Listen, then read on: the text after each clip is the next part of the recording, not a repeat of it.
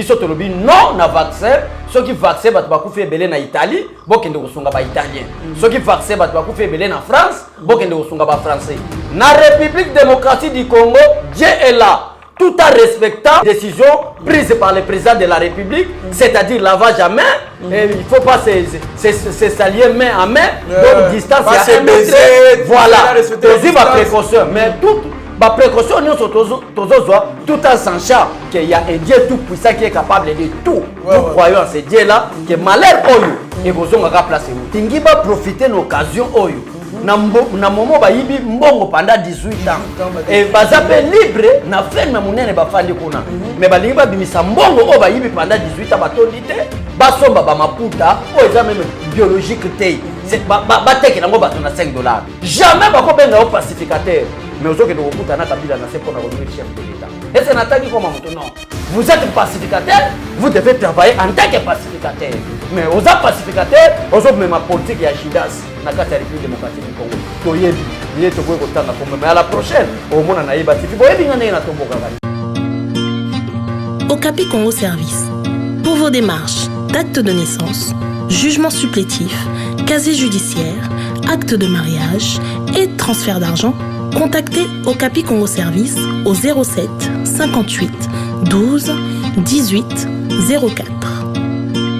Okapi Congo Service pour na kosalisa ba acte de naissance, jugement supplétif, casier judiciaire, acte de mariage, pekotinda mbongo, benga Okapi Congo Service na 07 58 12 18 04.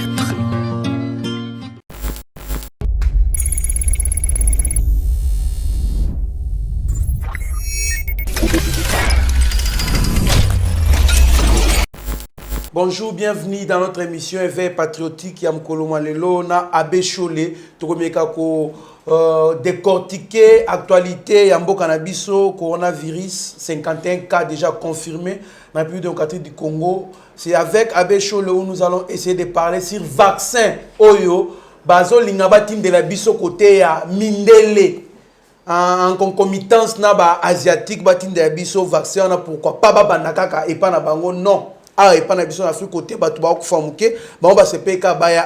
Nous allons aussi parler de l'Union européenne. Lobby va promettre plus de du Congo qui va accompagner RDC à lutter contre maladie ou soit pandémie, il y a coronavirus. Et puis nous allons parler na ba commune déjà ba commune nini ezali déjà pour ba milengela. Ba pesi ba pourcentage ya makamnyo surtout et puis to lo ba biloko oyo matitalo Saka Semoun et quadrupé. Ils allaient bien.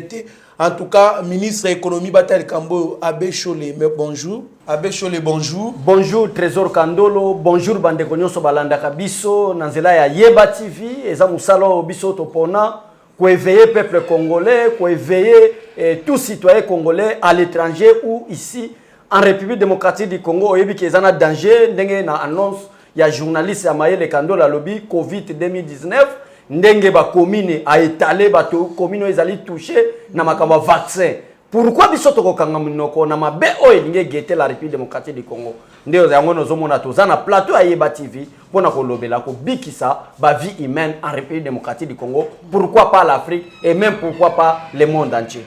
Abbé Cholé, en tout cas, likambo coronavirus ezaki utopie.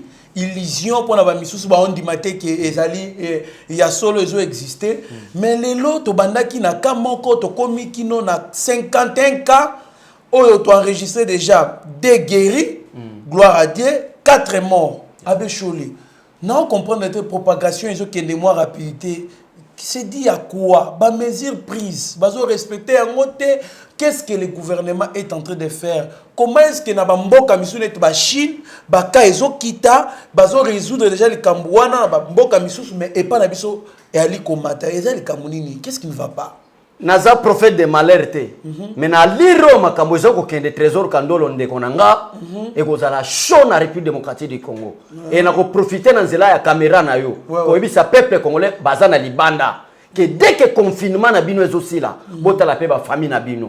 Na lobi bota la biso ba trésor Kandolo te ba Abbé Cholé te, mais bota la ba famille na bino. Parce que selon la science, selon les scientifiques, ezana malheur ya makasi elingi beta na République d'ailleurs pendant le directeur il y a OMS Alobaki les Africains attendez-vous au pire qui va venir.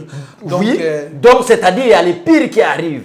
Tozo souhaité mais ndeko nanga trésor na lingi na kabola réponse na ni question na yo na ba réponse mi balé. Voilà. Réponse à liboso na lingi na yebisa peuple congolais que d'une manière scientifique toko febele.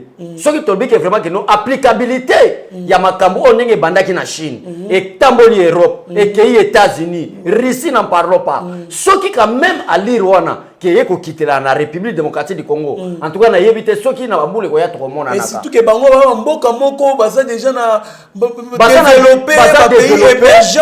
Bazo vivre ma condition et puis on coûte à toilette moko tout moko na la toilette moko ou soit toi tu vas le moins na mobile. Est-ce que biso au coûte à 50 personnes, 20 personnes, 30 personnes, 10 personnes, c'est la douche moko. Ici à Kinshasa arrivé chez moi na Mumbele, le pango moko bozali na 20 portes. Voilà. Chaque porte contient 10 à 20 personnes, voilà. Multiplié par 12 à 14 portes. Au moment que c'est très dangereux, nous sommes toilette moko, nous sommes douche moko. Mais voilà développement à l'homme blanc. Chaque chambre est dans douche nango. Studio na biso, plateau na biso. So que zali chambre à moto, moni porte à kene na douche na izali, porte à toilette neza. Mais t'as la degré ba koufeli. T'as la degré ba mo reservé na izali. Mais ngana ya mo zo mona na deuxième réponse nanga na question na yo. Pour en tant que chrétien, en tant que moi nzambi, n'a rien à voir avec boya ba ordre chef de l'État pesi. Ngamo wana zana ndako nazo bimate, mais ceux qui na bimi poto orienter peuple congolais, ndenge nini makamambo kezo kende. Biso nyoso tokoza la confiner na ndako te, ba mususu sengeli ba bima, po te ba yebisa peuple na bango. Mais na deuxième réponse nanga, ndeko nanga trésor, nazo mona keza nouvel ordre mondial. Makamwa mabel nge salema. Donc Satan moni ke mikolezo poussa na d'une manière spirituelle, d'une manière scientifique, tous doit bopeto wana. Ce n'est pas un problème de recevoir le savon. Mais d'une part spirituelle, vu la parole de Dieu, comme s'il y a un nouveau ordre mondial. La parenthèse, chrétien, chrétien. Exactement ce temps dans Matthieu 24, Jésus-Christ a le surtout tant le retour à l'obi, n'a pas ni date ni jour, mais tant que mon salema, je suis prêt et je reviens bientôt. Attends, vous verrez une nation qui va se lever contre une nation. Tremblement de terre, la souffrance. Biloko nyonso tout wane comme apparemment il faut toyebi ça va to ba milengi là bas soigner relation na bango na Nzambe apparemment. La parole de Dieu déclare cherchez la paix avec tous et la sanctification sans laquelle vous ne verrez l'Éternel. Voilà. Donc maintenant à quoi sert bon même la parole de Dieu déclare de gagner toutes les richesses du monde, mais de perdre ton âme. Il est grand temps parce que trésor na zoko sauté tozaka na plateau à Yeba TV. Na kati na biso na Yeba TV muta okufa te. Toko mona na mikolo ko ya. Toko pesa na barezo pona ko loba nini makamo na ko yebisa yo après ko réussir. Minito na kolanda par exemple na ndako na NSA na éviter na prononcer bien une agence américaine à renseignement on nenge ba ko loba ke non après cette maladie ba moni ke zana libanga mususu ezo uta na makambo to yekola kinini ezo uta na espace mususu pote ya ko bima na planète merci trésor kandolo ezo uta na planète mususu Pierre moko ba moni ngo de ezo uta na planète mususu po ya ko bima na planète terre place bato bazo vivre maintenant ko mema ba conséquences plus que coronavirus. Donc, c'est-à-dire, pour nous, ça peuple congolais, pour nous, ça toute humanité qui est se préparer, il y a l'arrivée du Seigneur Jésus-Christ qui s'approche. Mais pour nous profiter, quand il y a des politiciens, c'est la politique qui est en zala. Il est grand temps de se racheter la population. Il est grand temps de se racheter. Peuple congolais, votre travail pour les jusqu'à présent Gentini Ngobila a convaincre ngana noté na makamamala mazo sala trésor kandolo na yeko attaquer té c'est une autorité de la place mais il est autorité parce que peuple congolais bazawana ce qui peuple congolais a été la autorité quand le président de la République a rebondir encore ba mesure pour sécuriser peuple naï. Quel est le message de sensibilisation auprès du ministre de la Communication? Voilà. Jolino Makelele. C'est à lui maintenant de travailler en collaboration avec le ministère de la Santé pour rendre. Voilà.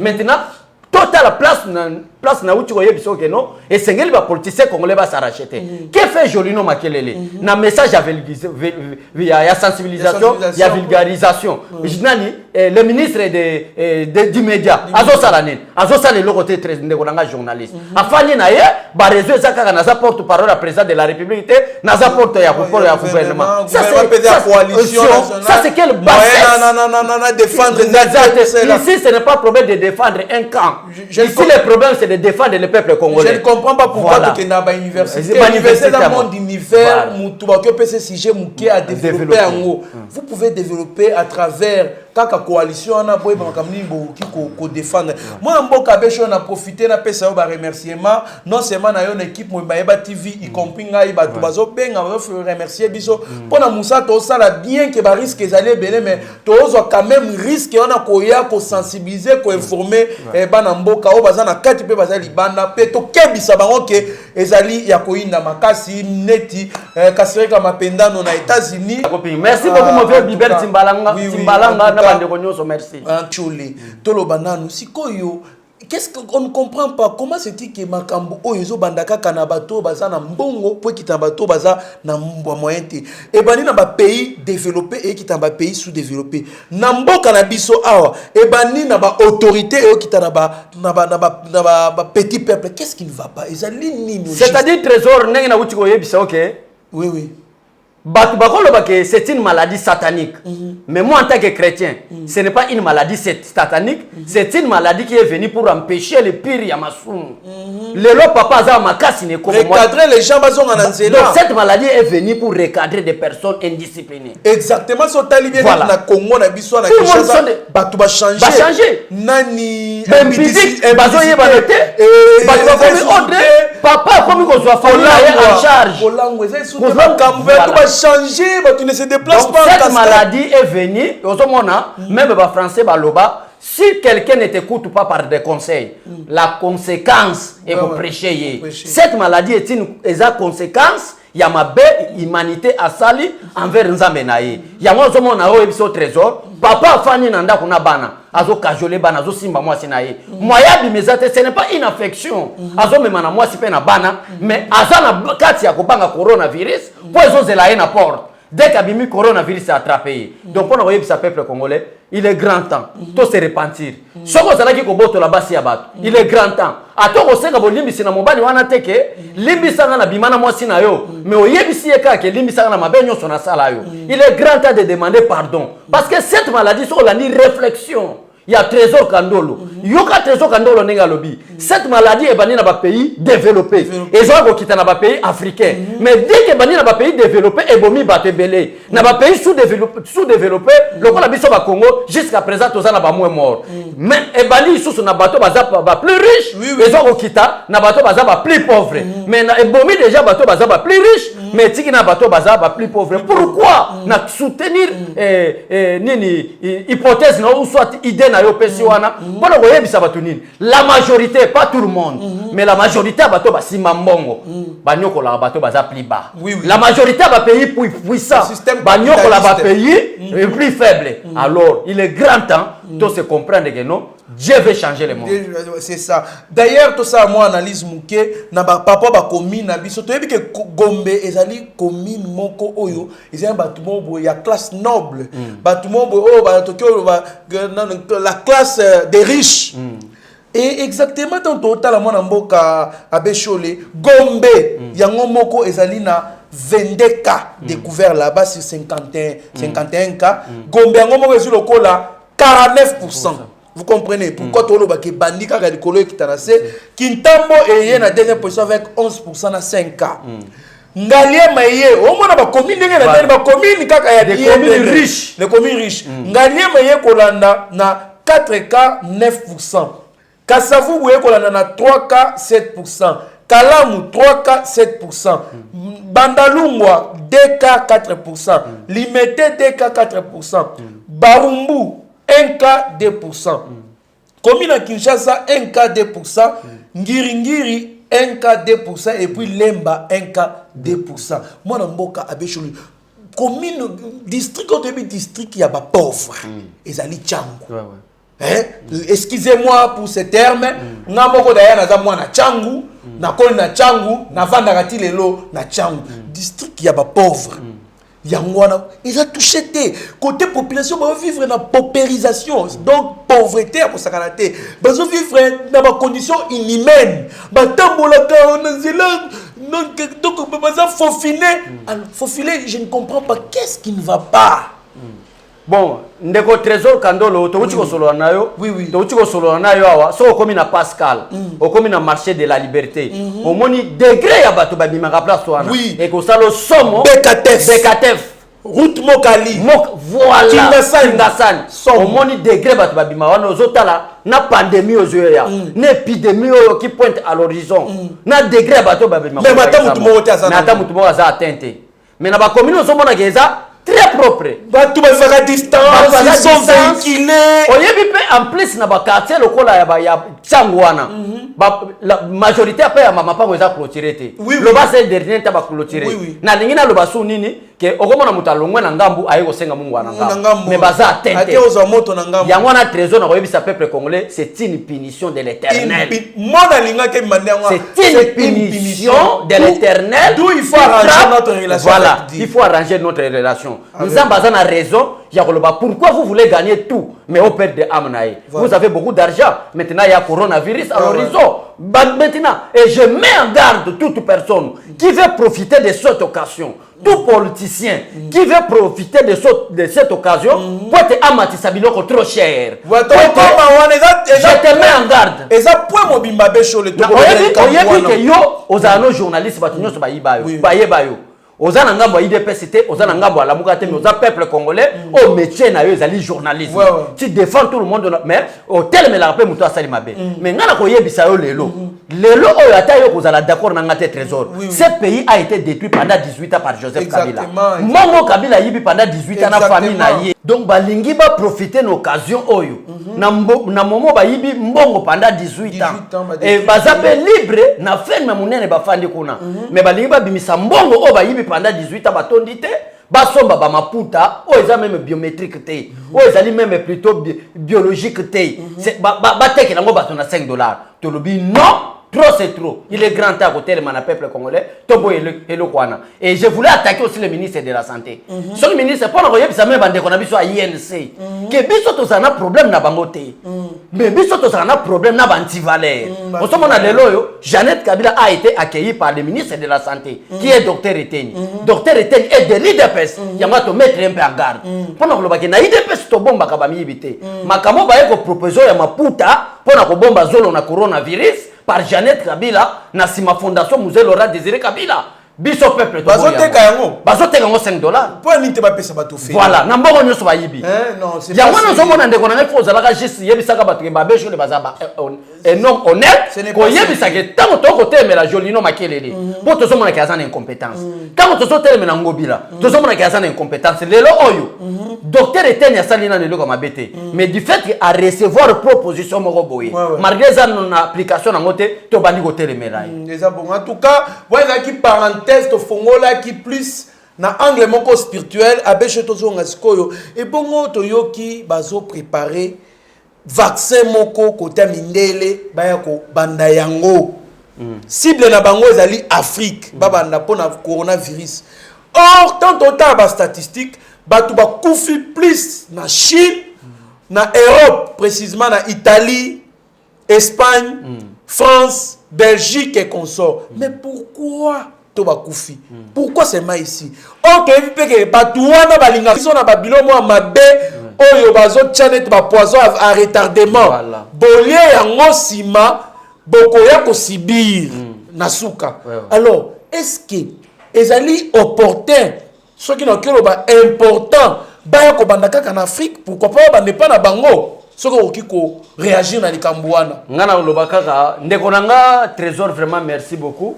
Et le koana vaccin wana. Chine lelo na zobiso makamba solo ba suspendaki ministère na bango ya sport et suspendaki activité non sportive na kati ya Chine. Mais lelo na zobiso ke ba yeko sala contrôle ba monique jusqu'à présent est stoppé. Même na France kaka nombre bato bataki atteint ba monique ba muso ba vaccin maté est stoppé. Bazuna nous vaccin te bazuna nous loko mbokote. Siko vaccin nini ba koya kotinda et en Afrique. bon ceux qui va africain ba kozwa sauf ba congolais parce que tous pays en tout cas exceptionnels bana poto bazotel bazobenga babi bomekate botel likamwa vaccin wana eyate bande ko ekwei na place ya malamu tozalaka ba leader kaka ba réseaux sociaux te oh botali biso na YouTube botali biso boy toza ba leader de base de masse o to lobby yango wana ndeko salema biso to lobby non na vaccin ceux qui vaccin bato bakufi ebele na Italie bokende kosunga ba italien ceux qui vaccin bato bakufi ebele na France bokende kosunga ba français na République démocratique du Congo Dieu est là tout en respectant toutes les décisions prises par le président de la République, c'est-à-dire lavage à main, il ne faut pas se saluer main à main, donc distance à 1 mètre, voilà, c'est ma précaution, mais toute ma précaution, tout en sachant qu'il y a un Dieu tout puissant qui est capable de tout. Nous croyons en ce Dieu-là, que malheur oyo, et vous avez place outil. En tout cas, Abécho, les autres qui ont le baissou, tanga. Et ça la charte de l'impérialisme. Charte wana exposé des motifs dans préambule. Baloba nous les occidentaux souciés de maintenir les États africains dans les sous-développement.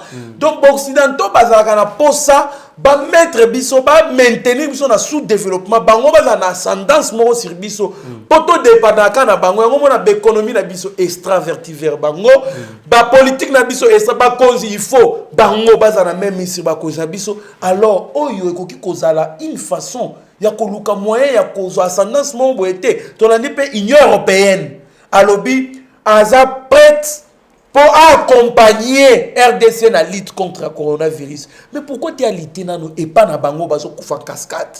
Na yebite ndeko nanga trésor vidéo ezali na yebite so na otinde la yo ko batu batala yango mona ke ne ya mwe biso na République démocratique du Congo tozo bima mais na France ba balaba les a sec baba nana ko libérer batana bandaku ba bima pour sentir que pour bango ko to bazo bima te mais ngana c'est un terre de taille na l'Union européenne yo ozana tiangu ngana zana mo ambao to wuti musika to kutani d'ailleurs ceux qui botali pe biso bien to na distance à 1 mètre na trésor te atozala pe atteinte bino na place batu bazana bandaku moye ba bimeza te bo bandana no kobongisa quel est le problème maintenant zana conflit moko international entre les États-Unis la Russie et l'Union européenne lelo oyo Grande-Bretagne a wuti ko longwa pe na janvier wuti ko leka na kati ya Union européenne voilà tant balongwa na kati ya Union européenne États-Unis a soutenir bango maintenant États-Unis a linga ça la économie moko puissant ensemble avec l'Union européenne baluki pe quelques pays africains aux États-Unis a linga collaborer na bango c'est la République démocratique du Congo yango zo mona peuple congolais comprendre raté c'est grave que un président élu plutôt en République démocratique du Congo comme Félix Tshisekedi Tshilombo ababuti ko élire alekina na Belgique tembele moko ak États-Unis et chose encore grave na premier voyage naie Didier Reynders Salongwe oza vice-premier ministre belge atiki Belgique alandi Félix Tshisekedi c'est pratiquement impossible na ba colonie na biso balobaka ni trésor balobaka boy décideur nyonso investisseur nyonso domaine militaire nyonso pour être na République démocratique du Congo il faut passer par la Belgique mais na régime Félix Tshisekedi a passé par la Belgique te à quel États-Unis au lieu azonga Belgique ba déléguer le premier ministre le vice-premier ministre en charge des relations internationales Didier Reynders de la région de Félix Tshisekedi kuna makabo changé maintenant malobo Tshisekedi aloba na époque na 2014 Tshisekedi a ça la déclaration peut-être peuple qu'on la comprendre albi si la Belgique et la France ensemble avec l'Union européenne continuent à maltraiter les peuples africains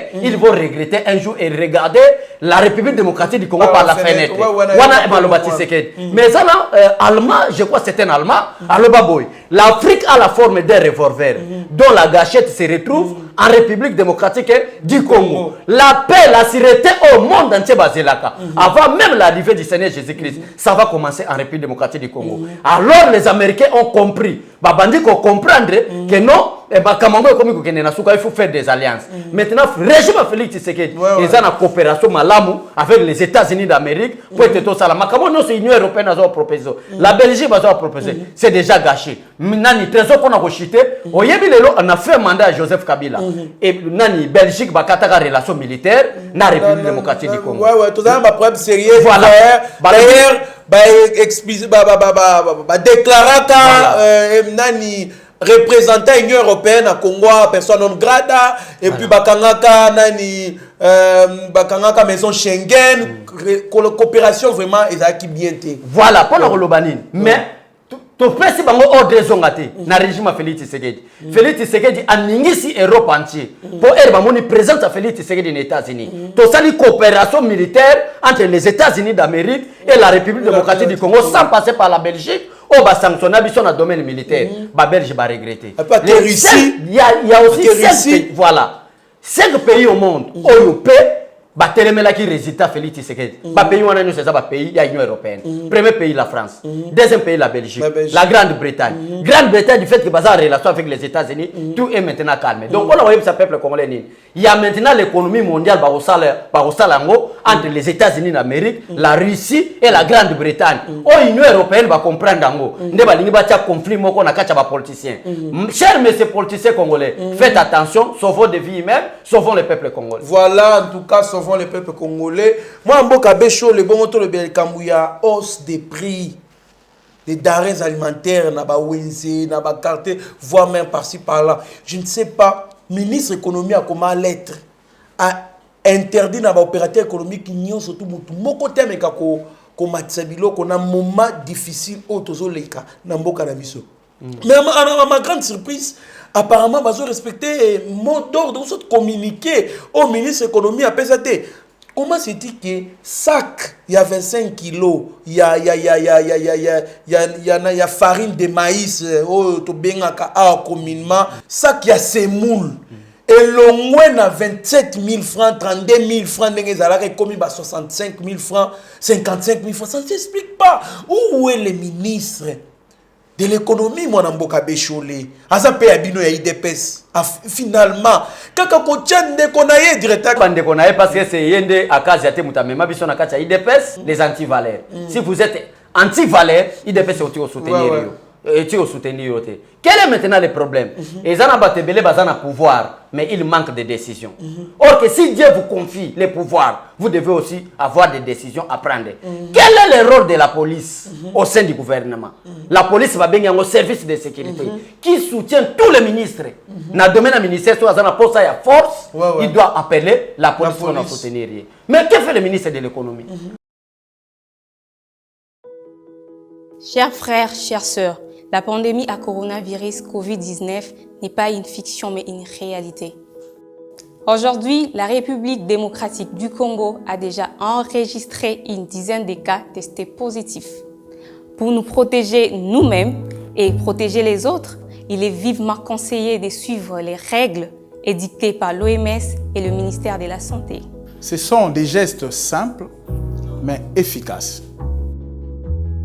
Se laver fréquemment les mains avec du savon pendant un minimum de 20 secondes ou utiliser une solution hydroalcoolique. Éviter les contacts proches. Maintenir une distance d'au moins 1 mètre avec les autres personnes, en particulier si elles toussent, elles éternuent ou elles ont de la fièvre. Éviter de se toucher les yeux, le nez et la bouche. En effet, les mains sont en contact avec de nombreuses surfaces qui pourraient être contaminées par le virus. Respectez les règles d'hygiène respiratoire. En cas d'éternuement ou de toux, c'est couvrir la bouche et les nez en utilisant le pli du coude ou un mouchoir à jeter immédiatement après usage. Il est recommandé le port de masque pour les personnes malades et le personnel soignant.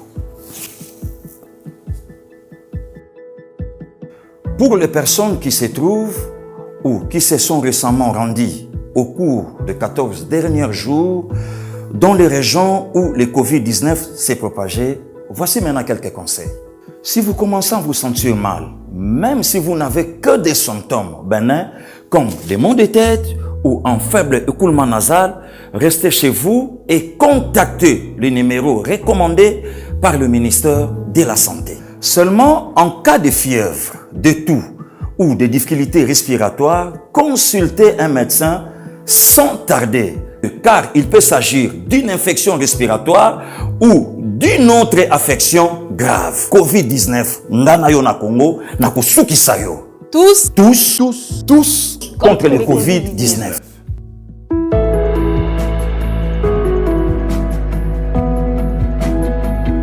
Pour nous imposer décision. Mon frère, osez pas. Kasi yango ngana tudi yo. Kasi na homme politique. Même ministre économie azam. Mais c'est le président de ici, ce n'est pas un problème d'un parti politique. Oui. À l'IDPS, il y a des compétences. Des compétences. Naza capable, il y a la même premier ministre, il veut travailler même plus que Sylvestre Ilunkamba. Parce que pour être premier ministre, ça ne suffit pas seulement être licencié, gradué ou universitaire. Avoir aussi la volonté de son peuple. Mais il faut quand même la volonté de son peuple et surtout la volonté politique aussi. Voilà. Pour surtout le bien-être de tous. Voilà. Il y a un pour nous. Tout est okende na incompétence à Ilunkamba. Ilunkamba c'est un incompétent.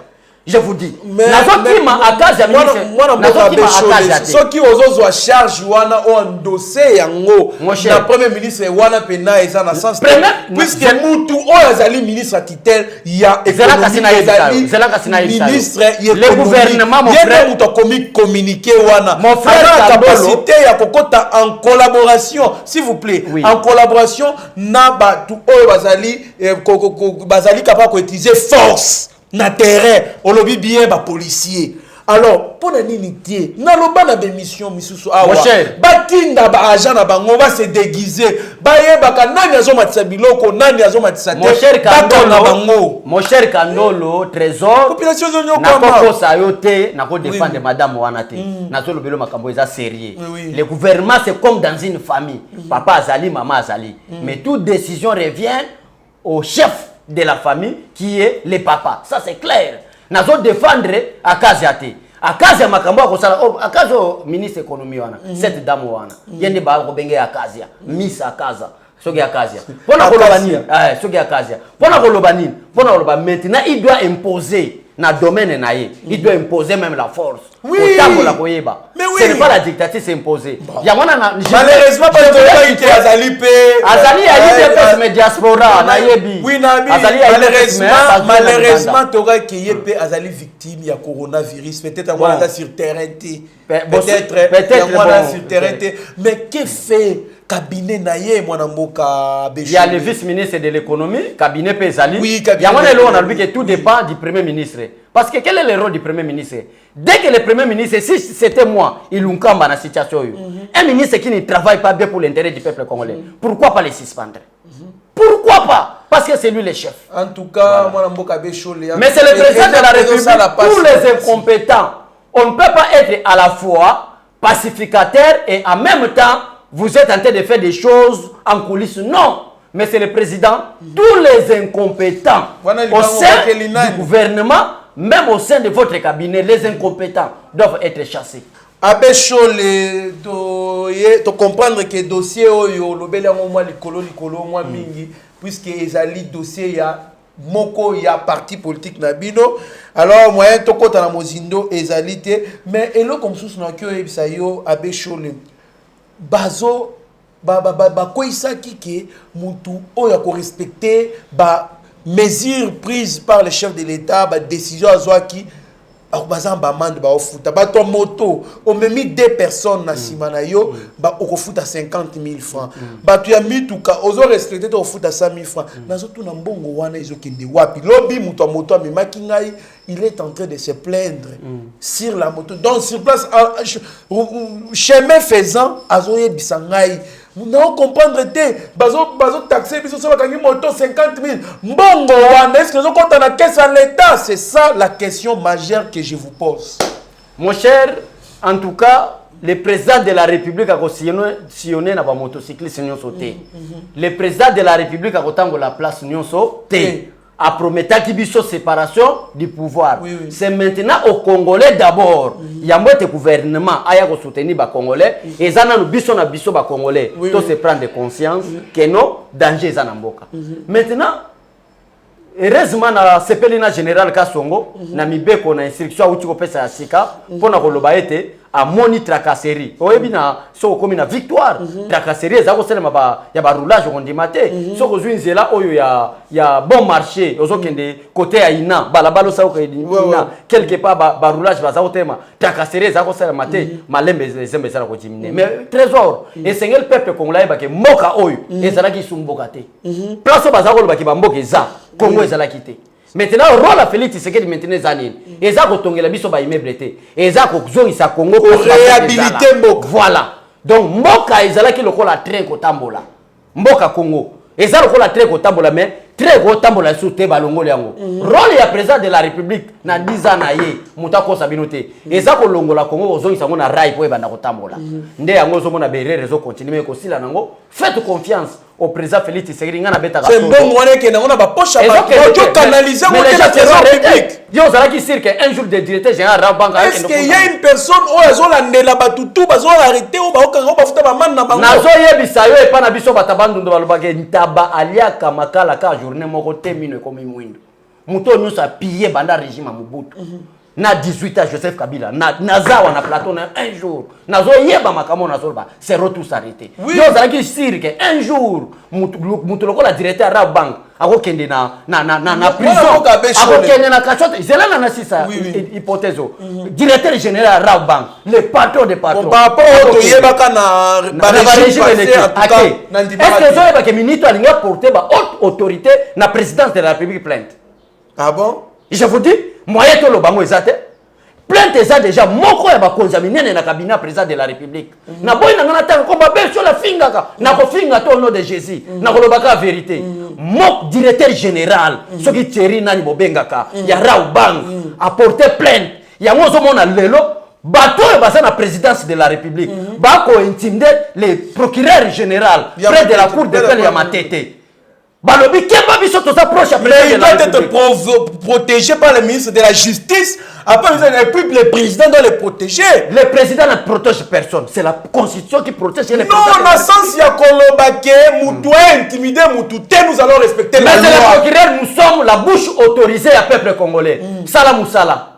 Moutoua nous a intimider yo. Déjà na sana numéro na yo awa na so bengo le loka na yeba TV ke batine linga numéro na yo pona mais c'est le procureur nous sommes la bouche autorisée biso ba vina biso to kabango pona service de la nation sala musala s'il s'agit au directeur de cabinet au conseiller président s'il est volé il faut l'arrêter lelo oyo mboki sana ko changer mboki sana ko changer. Merci beaucoup, monsieur le directeur général Rabank. Il y a quelqu'un qui funda bateau, nous sommes en malfaiteur. N'a qu'à cabinet à président de la République. Ce n'est pas moi. Plainte ça dans ma tête. Alors à vous, monsieur le procureur général ma tête, de bien travailler. Mboka Oyo est allé victime. Il y a développement, c'est parce que les gens, bazwa qui temps, il y a qu'on canisse la population. Bola mna été, bazwa qu'on canisse nous, ba poche na bango, ba tonga ba immeuble, ba twin na ba na bango na ba poto, ba tanga ba condition. Il y a malamu koleka biso.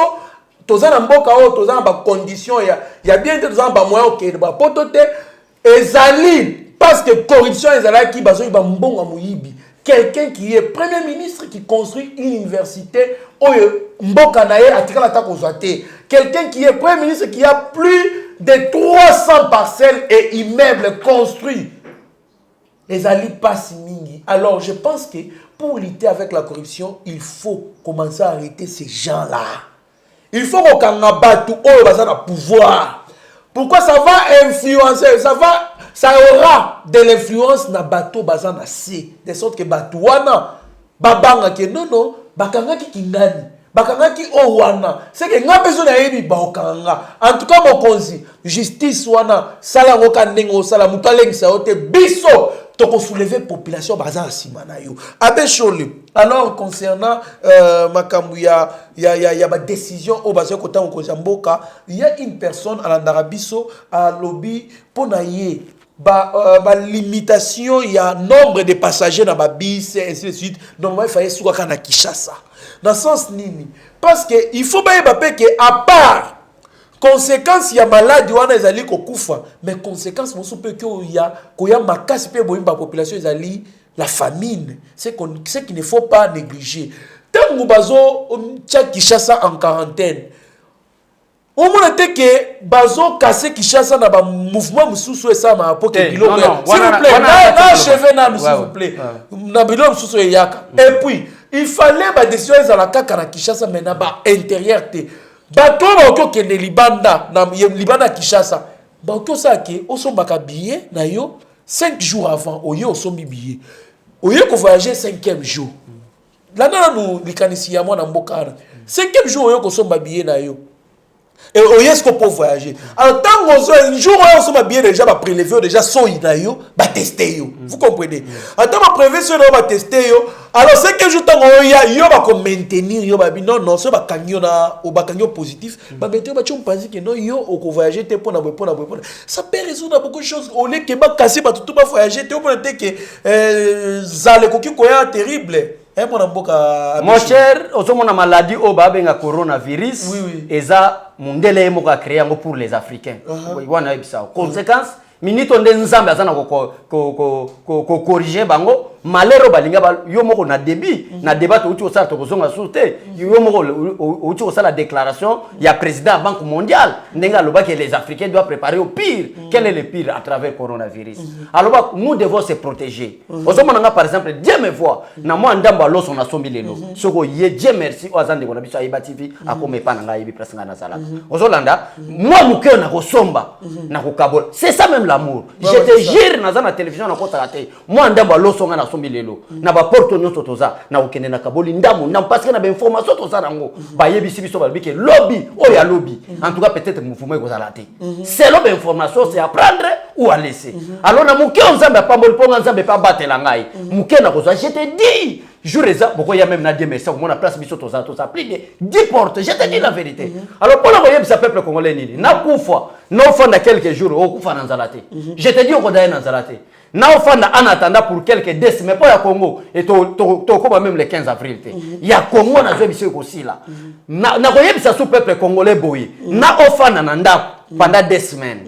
Moi au bimi parce que na Kinshasa ba pekisi muta bima te na Kinshasa ba lobito bima si ya nécessaire mais si y a pas la nécessité fana nanda mais bato bazo bima kaka bazo bima kaka mais to kozala pe atembele te même c'est protéger na yo na libota na yo ndenge trésor azo se protéger aye musala ngai pe nazo se protéger pour être to garder ba famille na biso ko luka intimidation ko lobate no to ku fana nzala waneza pourquoi ozomona ba penser on a na trésor nazo kosote nous tous on ne travaille pas moi je ne travaille pas.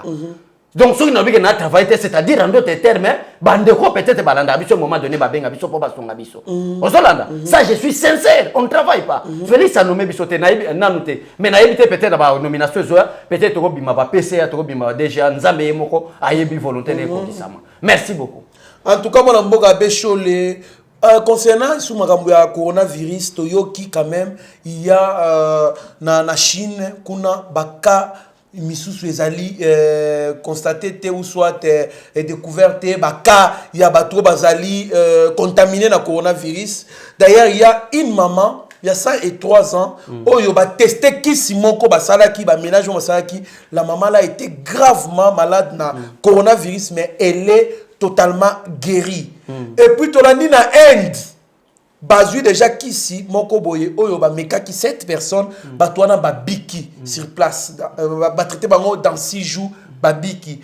Et puis Israël a lobby avec déjà un vaccin moko oyo a ozo tia dans quelques jours à la portée de tous vaccin wana ezo lutter contre coronavirus. Sikoyo bakisi wana oyo bazo trouver wana coronavirus ango ezo bika na nini au juste puisque na toni na mona ya tande kona ngai Roseline Mbombo le peuple d'abord a publié lobby finalement nazo comprendre te bato ba biki ba yebisa biso kisi nini ba pesi bango po ba kisi yango exacté parce que bato ba biki ba pesi bango kisi nini.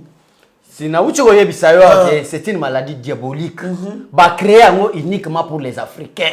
C'est maintenant à nous les Africains de se prendre en charge. Du fait que Bango va créer yango, nous avons au alola yamawa, va pays pauvre, le quoi la biso africain, à soutenir biso malheur mo comme la biso. Donc dès qu'on a un trésor, na Congo à to littéralement. Merci beaucoup au président de la République. Ndenga teli biso docteur Muyembe, ndenga teli biso docteur Mukwege, na musala ba ko sala. Bana mboka ya solo. Docteur Mukwege pe akoti. Oh, akota ba solo te. So makambo yo boya ngo c'est koza rwandais.